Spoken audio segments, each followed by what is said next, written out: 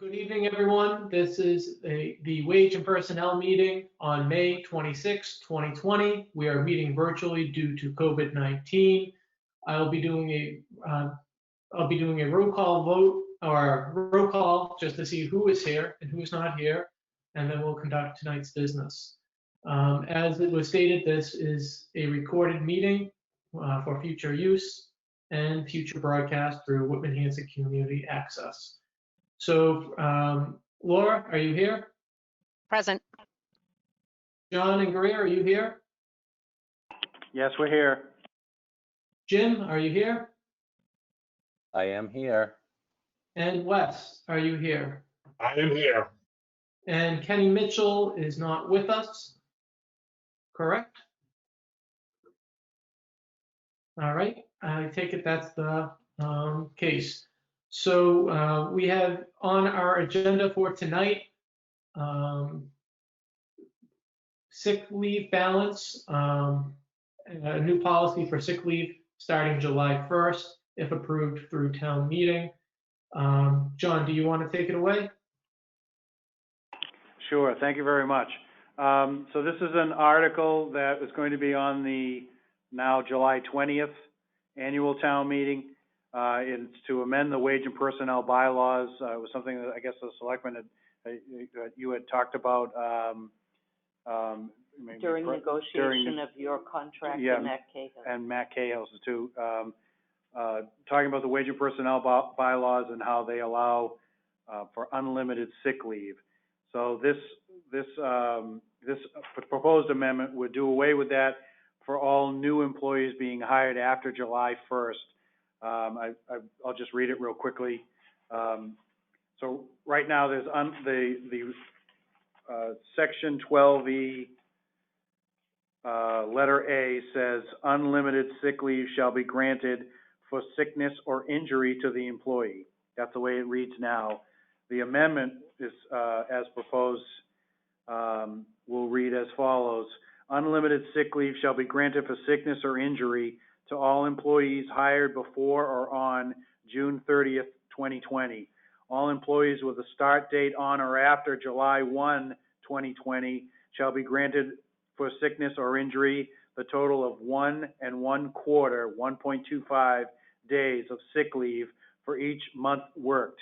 The maximum amount of sick leave that can be accrued by any employee is 165 days. If a portion of a month is worked, sick leave shall be prorated to determine the amount of sick leave accrued for that month. If the employee works less than full time, the employee's sick leave shall be prorated to determine the amount of sick leave accrued.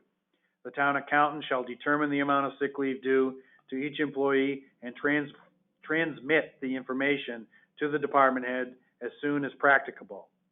So this will be for new hires starting after July 1. It'll be 1 1/4 days of sick leave per month, or 15 days per year, and there'll be a cap of 165 days that anyone can accumulate in sick leave. And that's about it. And any questions? Great. Laura, do you have any questions? I do. First of all, will people be paid out for any unused sick days? And my second question would be, are we permitted to make it effective July 1st, given that town meeting isn't happening until the 20th now? The first question would be sick leave. Is that going to be paid out? And no, that's not currently paid out because it's unlimited, and there's no provision for that to be paid out to wage and personnel employees. And the second question, I would assume that whenever we do meet, that these things would be retroactive back to July 1, but we could change the wording, if you like, to the day of town meeting, whenever that might be. Right now it's the 20th. If it gets pushed later, we could change the date to that other date. It's a work in progress. We could change it if you like. No, I just was, because I think as we did with you and with Mr. Cahill, we just adopted that policy. And I think we're just now trying to do it for wage and personnel going forward. So it seems to me as though, first of all, it's quite quite a slim chance that we're probably going to be hiring anybody. I mean, for, a while. But certainly, between July 1st and July 20th, but maybe just out of, I don't know, can we check on that, or, just to see how we can effectively have it as early as possible. If we can still keep it 7/1, then I'd like to keep it 7/1. But I just want to make sure it's permissible to vote it retroactively. I can check on that, or I can change the wording to something other than July 1, say August 1, September 1, or something like that.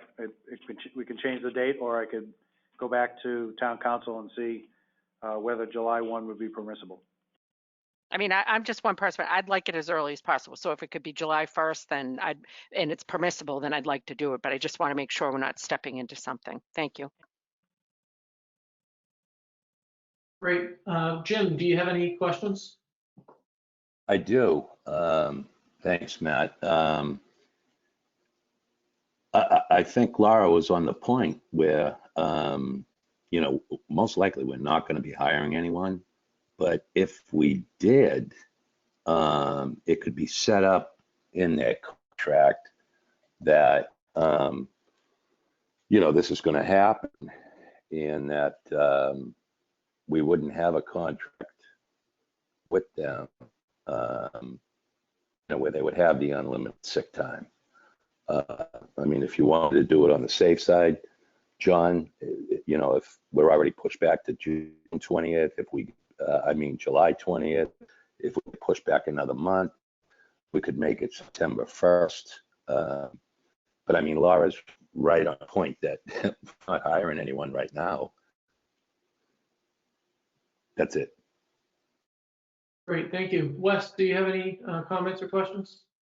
Well, I'll just say, since we have really no way of knowing when we will have town meeting, this could go on forever. You just don't know. So I'd rather stick with Laura. I'd say July 1st. Check with Kate, see if there's any problem with that. I really wouldn't think that there would be. But July 1st is neat. So I'd say keep it neat if we can. Great, thank you. I know that John and I spoke earlier about this a little bit, and I was reminded a while back about why we went to unlimited sick time, and the reason why we did, and correct me if I'm wrong, was just because of the liability of the big balance of sick time that we weren't able to pay or pay out if needed. And as John addressed earlier on in the meeting, that you're not going to be paid out with this new policy, and that it's such a small portion of our employees with this policy that it wouldn't be necessarily a huge risk for us. So with that being said, is there any other comments? No, I just think, well, I had one question through you, Mr. Chair. Sure. I'm wondering whether we are thinking that we might, because one of the reasons why we had this sort of unlimited thing, I think it was kind of in lieu of a short-term disability, a long-term disability, which a lot of employers offer. Doesn't necessarily have to be at the town's cost. It could be something that we merely, provide a connection for an employee to either decide to pay out of pocket for the short term or long term. And is that something that we're planning on doing going forward to try to bridge that gap in case somebody, ends up having cancer and chemo and any of those unexpected things that just, suddenly you find yourself thrust into a bizarre position where you're trying to pay for all of that. Again, I'm not suggesting the town wants to pay for that because I think one of the reasons we're putting this in is a cost savings measure, and it seems to me as though that would go the other way. But is that anything we've thought about, or I'm just curious? No, Laura, that's a really great point. And I know that we talked about that with John and Matt Cahill, and I believe Greer as well. I might be wrong on Greer, but I do agree with you that we should also have a contingency or another option for any new employees, just to make sure that they're covered, because we want to be a good employer, make sure that we cover our employees to the best of our ability. John, is that something that we could look into? Yes, I mean, we could, see if we can get more robust short-term and long-term, disability insurance that employees could buy. There are products out there, and I don't believe that the town offers them at the moment. I'd have to double check on it, but I don't think so. And with the idea of the sick leave, becoming a liability in the future, if you'd like, we could add more to this section and say something down the bottom, or added it in the wording saying something like, at no time shall this sick leave shall become due or payable. It'll only to be used while you're an employee at the time. I'm trying to think of some wording that would work there, but again, this isn't a static thing. This is just an idea that, you can add to if you like. So if you like that type of wording where you want to explicitly say that at no time will you be paid out your balance of sick leave time unless you need it, I could add that. Yeah, I think that might be I think that would be a good contingency plan just in case, and cover us good insurance there.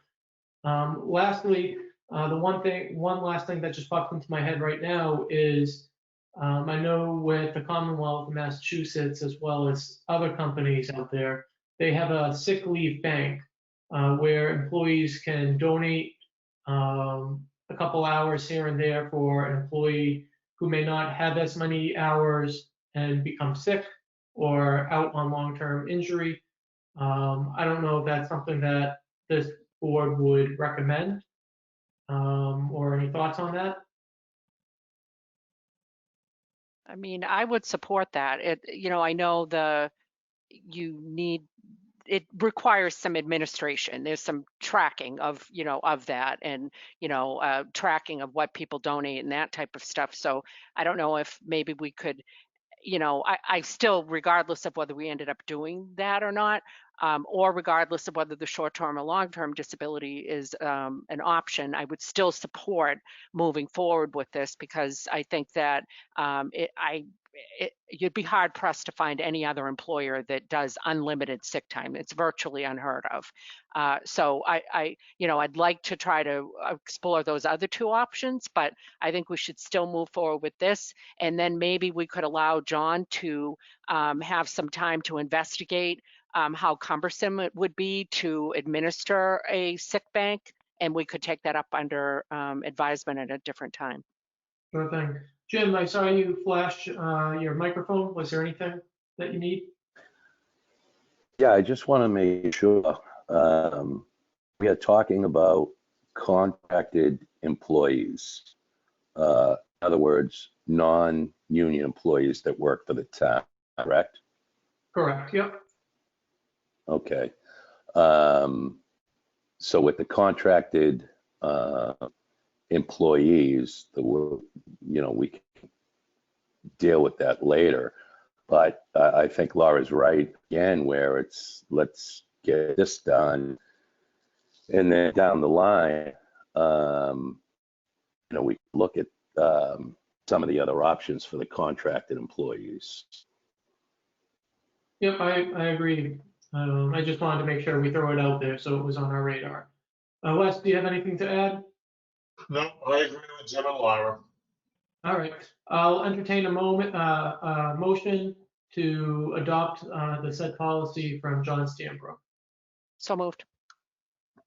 A second? Great. All in favor, roll call vote. Laura? Yes. Jim? Aye. What was that, Jim?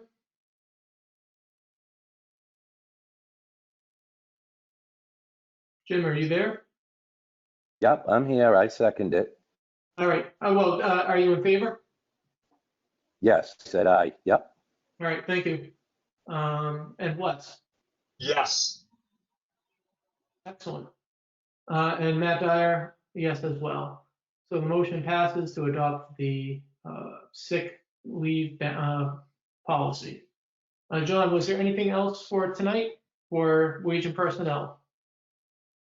No, that was it. Thank you very much.